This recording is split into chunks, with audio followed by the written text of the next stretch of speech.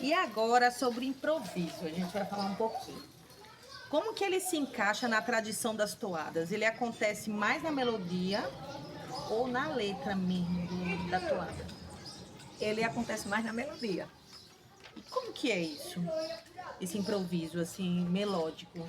Olhe, eu posso criar, por exemplo, eu vou citar uma que é do próprio Cavalo Marinho, mas que quase a gente não escuta, né? Uhum. É, Na fronteira dessa casa, amor, amor, amor. Na fronteira dessa casa, amor, amor, amor. Eu plantei minha bandeira, amor, amor, amor. Eu plantei minha bandeira, amor, amor, amor.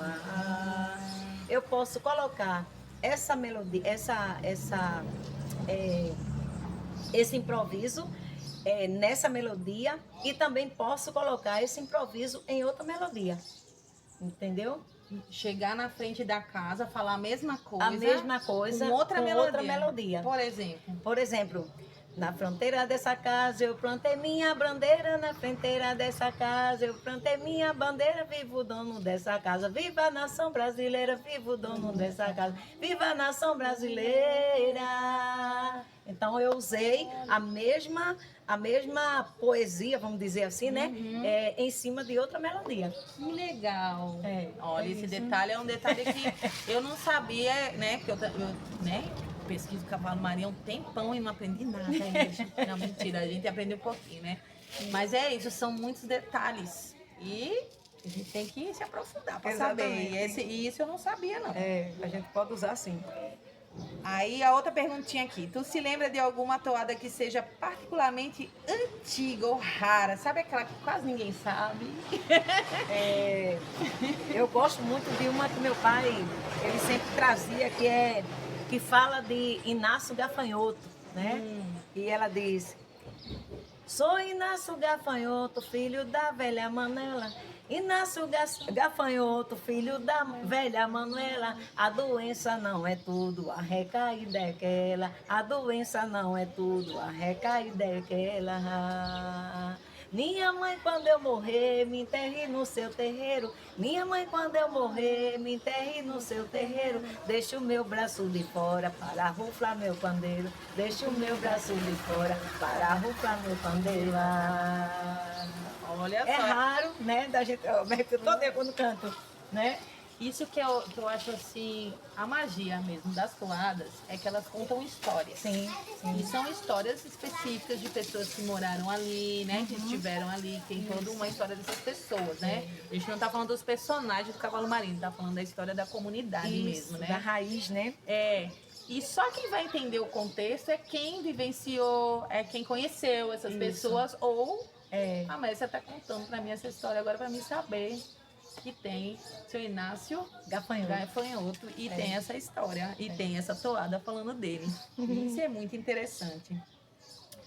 Tu acha que o significado das toadas mudou ao longo do tempo? Ou perderam espaço? Ou ganharam novos sentidos? Assim, você acha que essas toadas tiveram alguma modificação no passado tempo, assim? Elas perderam, porque, como eu disse, tem a toada de Alevante que ela permanece, mas existe toada que elas foram esquecidas pelo fato de não existir aquele personagem que as traga, né? Então elas foram ficando esquecidas, porque tem muitos personagens hoje que os cavalos marinhos não estão colocando em cena mais. Então, a partir desse momento, é esquecida, fica perdida pelo fato de não estar sendo colocado aquele personagem para que seja cantada aquela toada. Entendi. Então, quando o personagem não é colocado, a gente já não acessa mais aquela história Exato. dele e a toada se perde. E você sente que isso está acontecendo assim com mais rapidez no sentido assim, por exemplo, eu vou fazer a minha observação, aí tu fala se eu estou observando direito. Eu estou percebendo que cada vez menos a gente brinca, faz sambadas inteiras, de noite toda, né? Para poder ver todos esses personagens chegarem na roda. Sim. Isso realmente está ficando escasso, essa sambada? Tá, porque hoje a gente já não brinca cavalo marinho. Hoje está se tornando show, né? Porque o que a gente faz em 8 horas é resumido para a gente fazer algumas coisas em 40 minutos, Sim. 1 hora. Então isso não é brincar cavalo marinho, né? Isso é fazer show de uma tradição de raiz de 8 horas.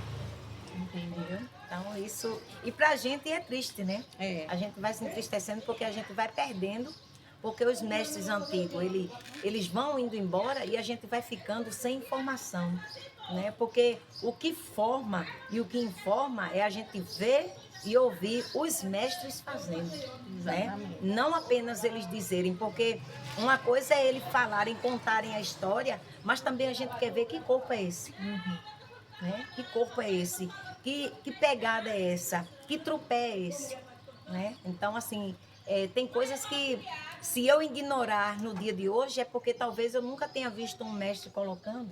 Ou talvez se eu aplaudir e um mestre disser está errado, é porque também eu nunca tenha visto o mestre colocando. Existe essa controvérsia, né? Dentro do foguete. Aliás, né, é um folguedo de tradição oral, ou seja, né, ele não é um folguedo que é escrito, ele é passado oralmente, Exato. justamente de boca a ouvido. É, E o que vai tomando novos formatos com o Isso. decorrer do tempo e se adaptando também a esses novos tempos para sobreviver. Então eu Isso. entendo também, é triste, mas eu entendo que as sambadas estão ficando raras, né? Por conta da sobrevivência do próprio brinquedo, né? Então elas estão se resumindo a apresentações. E a gente vê que é tão certo, é tão notória essa transformação, que hoje, toadeiros, a gente vê poucos. Os rabequeiros de antigamente não eram rabequeiros de nota, né? Era rabequeiros de ouvido. De ouvido. Né? Pronto, eu tenho os 2 filhos, eles não foram para uma filarmônica para aprender o rota, não. Eles não foram aprender as notas, mas o avô ensinando ele dilig-dig, que era assim que meu pai ensinava, e ele tinha que botar aquele dilig-dig na rabeca. E foi assim que eles 2 aprenderam, né? Então são 2 músicos rabequeiros de ouvido, né? E hoje a gente vê que as crianças já precisam mais das notas, né? Porque também são poucos os que a gente ouve, o que a gente vê ensinando dessa forma, né? De ter essa experiência. Exatamente. Que é a forma tradicional de várias culturas tradicionais pelo mundo, inclusive, né? Isso. Porque se a gente for ver a música indiana, a música africana, ela é passada no diglim, tatati, tatatá, papapá, fazendo assim, Isso. né? E depois, é claro que essa linguagem ocidental da música, né? Bom Bom dia. dia. É tudo. Essa linguagem ocidental da música, né, de do, ré, mi, fá, sol, lá, si, dó, ela está presente em todo mundo também, né? É um ensino formal, né, da música. Então, para você se formar em música, você aprende isso, para ter essa formação. Mas na cultura tradicional, não. Você pode aprender dessa forma de ouvido mesmo. E depois, se você se interessar por uma formação, né, musical, né, dessa, né, nesse formato ocidental, né, que dá nome às notas, né, Sim. aí você pode perceber o que esses mestres fazem, né, com essa linguagem como ponto de referência. Sim. O que eles estão fazendo, que afinação é essa que eles usam. E isso é muito interessante também, né? Para mim, que é da área da música, né, e sou educadora musical, eu percebo que dá para conversar, né? Sim. Sem, como de não sobrepor, né, a linguagem formal musical ocidental sobre a tradição. De jeito nenhum. É justamente aprender a tradição e entender na linguagem musical o que esses mestres já faziam, né, em termos de linguagem musical pra gente, né? E isso é muito legal, é muito interessante. Isso mesmo. Outra coisa que eu acho legal, que você é uma referência, que é historicamente o canto do cavalo marinho, né? A parte do toadeiro sempre foi mais masculino. Como foi para você se firmar como mestra e cantar no universo? Mas mais essa parte da música mesmo que eu tô dizendo, né? Como que é essa voz feminina quando canta num banco de cavalo marinho tradicional que está sempre acostumado com um homem cantando? ela se sobressai, né?